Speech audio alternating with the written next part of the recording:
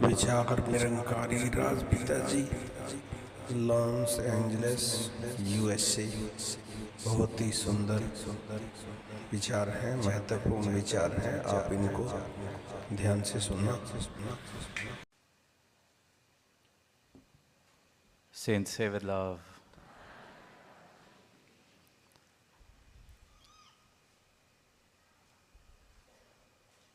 Today, here in this beautiful theater, the moment I entered, I couldn't help but notice the grandeur, the interiors, and the beauty and the entire atmosphere that this building has. Stepping on this stage, I couldn't help but think about those timeless words that Shakespeare wrote, that the world is a stage. We have probably heard that countless number of times. And then during the satsang, we also heard that reference of an actor playing so many different characters. And then going back home, living the life that he has built for himself.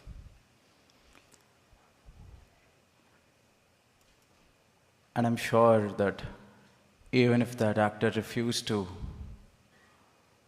leave the character that he was playing in that movie or on the stage, but the moment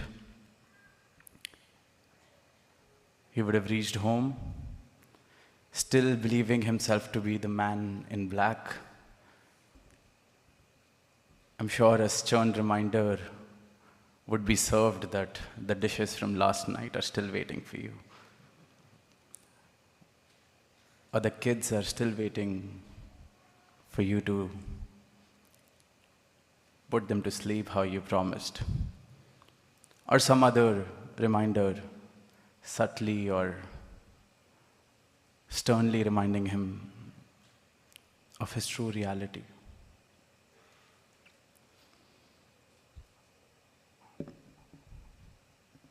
But the reminder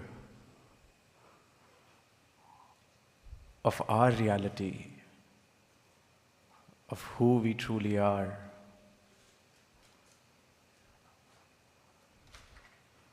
is not easily served. And even if it is, we fail to recognize that. We fail to recognize that reminder. We fail to recognize who we really are. We forget that this world is a stage and I'm performing.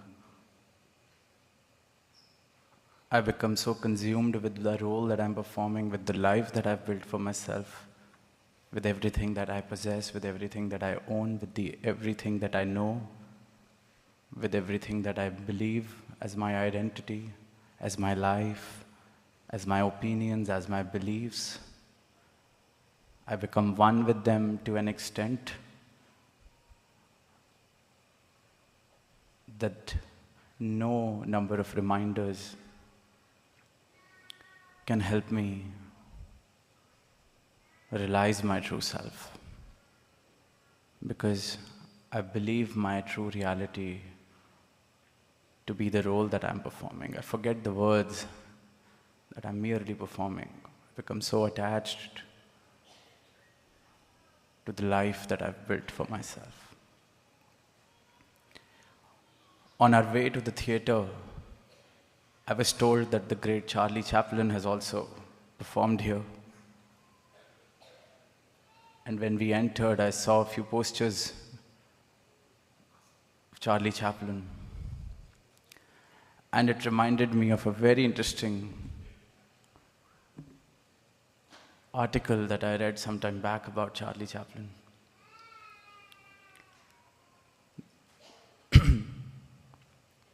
It said that once Charlie Chaplin was not shooting or performing, he had some time on his hand and he was just spending some time to get back his creative processes and everything. And he got to know about a competition where people were competing that who will act or impersonate Charlie Chaplin the best. We have seen many such competitions where people compete to be one or the other celebrity. We still see so many people making their living out of impersonating an actor or a character so well that they make a whole life out of it. So Charlie Chaplin got to know about the competition that was going on, and he decided to take part. He decided to take part in that competition and compete with the 25 odd participants who were trying to win the competition by being the best Charlie Chaplin impersonator. And the story goes that Charlie Chaplin came 10th. Charlie Chaplin couldn't win against the ones impersonating him.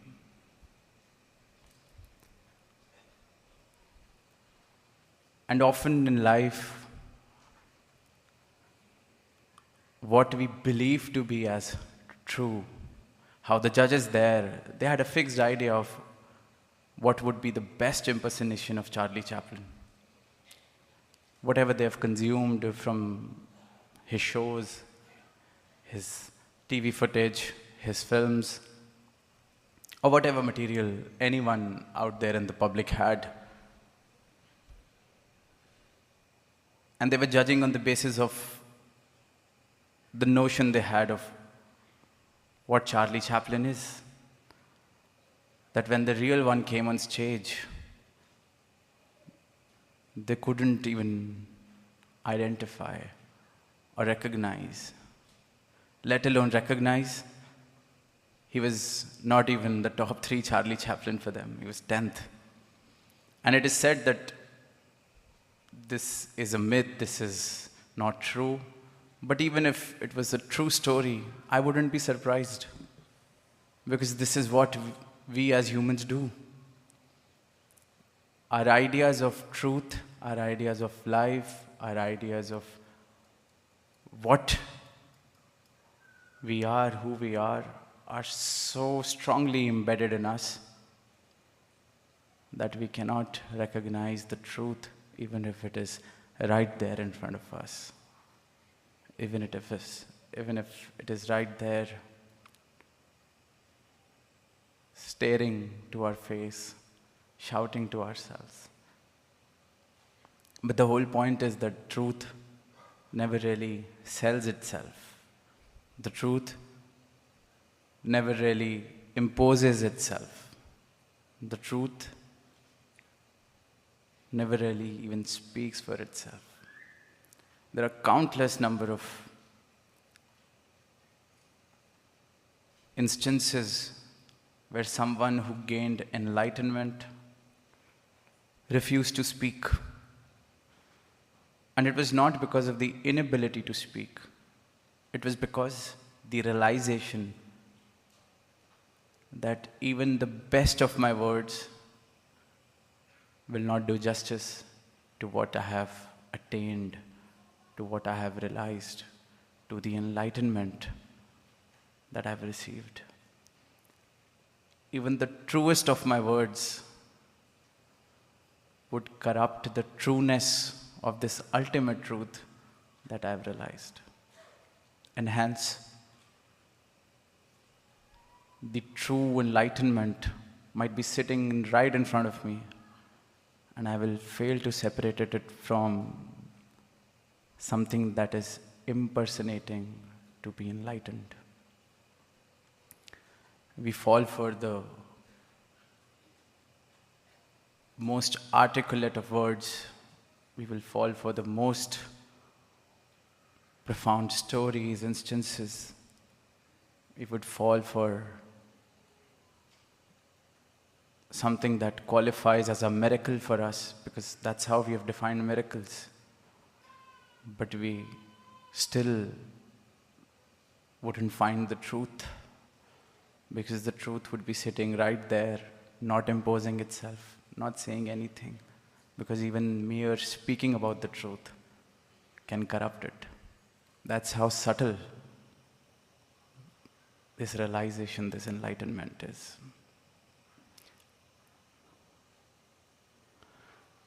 We often, in our lives, when we see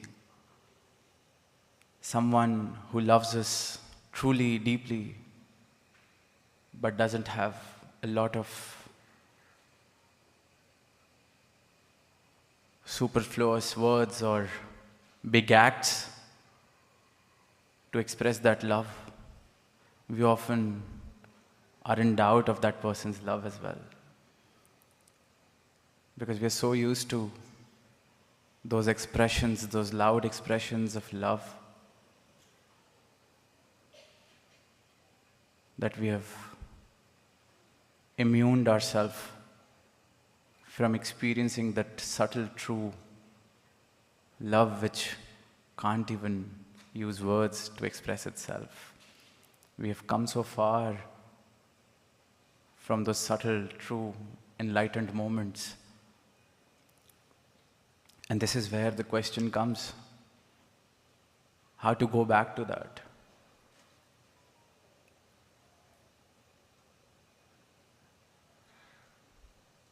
Because my idea of what spirituality is, what life is, why I am here, what makes my life successful, anything and everything, my beliefs, I am so fixated and so one with them that only what fits in my framework, only what fits the bill according to me will work for me. But we fail to see that when the things that are fitting my bill are working for me, the reason behind it is satisfying my idea of myself, my own ego, because those are the beliefs that I have created around myself. And the more and more I find things that are aligned with them, the stronger that structure becomes, the stronger that belief becomes, and the more difficult it is to break free from it. More difficult it becomes to identify the real chaplain amongst those 20 actors, amongst those 20 participants. And here starts that journey. At this point, the journey begins. I will need to deconstruct and let go of all my beliefs, all my ideas.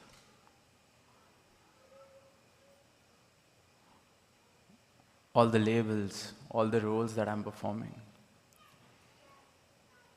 And truly reach that point of nothingness. Truly reach a point where there's no belief system that is running or ruling my head or my heart. And only in that moment of receptivity can I recognize the truth which was sitting right in front of me all this time. That was quietly serving subtle reminders, quietly sending subtle signals of its existence.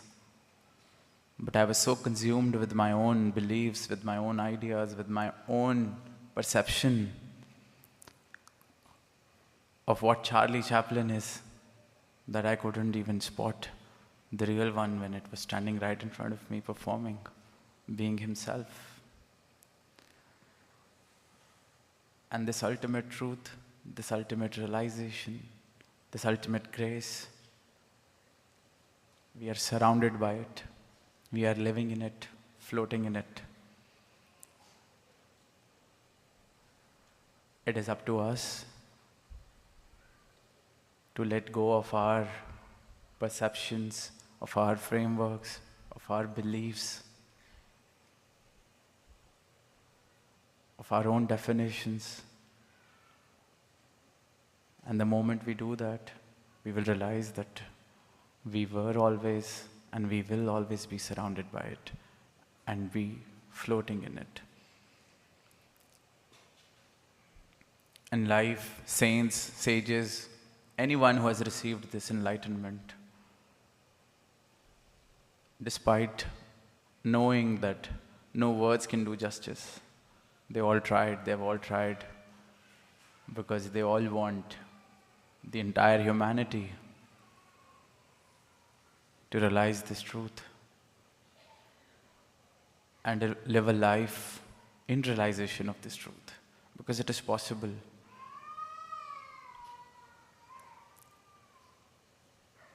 And this journey only begins when we start identifying the structures, the frameworks, our own definitions. And the moment those definitions start dissolving or diluting,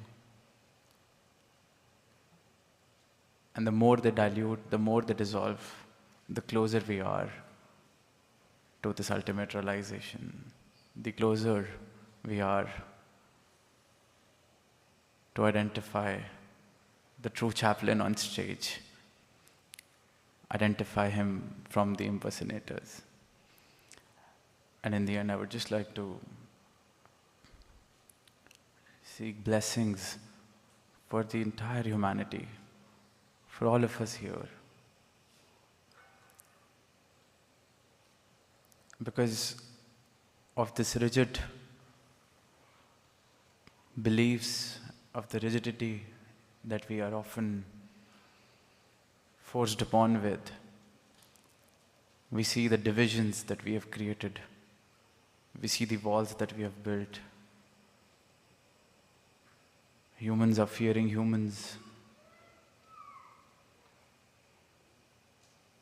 going to any length to establish their superiority over the other, going to any strength or length to establish their belief over someone else's belief, doing anything possible to impose what they believe in on the other. But the enlightened never does that. And the biggest tragedy is that in the name of enlightenment and in the name of religion and in the name of truth, we as humans have been committing the most atrocious and the most evil acts. Even a subtle attempt to impose myself on another is an act done in the unawareness of truth. Someone who's in awareness of the ultimate truth will never impose himself or herself on the other. Even the subtlest of act of making someone believe in the truth that I have found becomes an act of imposition, becomes an act of inhumanity. Because a flower won't impose itself. A flower would only silently and quietly spread its fragrance and wait for the fragrance to reach where it has to. A flower won't force upon anyone else its fragrance. It'll just keep on spreading the fragrance, keep on existing, keep on living, keep on loving. That's the most beautiful way this life can be lived, without imposing, without creating walls, without creating differences. With this subtle acceptance, by living and letting everyone live just as one big family, just as a world without walls, sincere with love.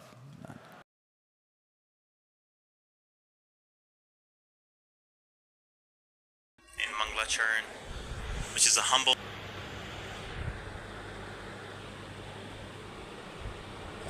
Channel को like share subscribe करें।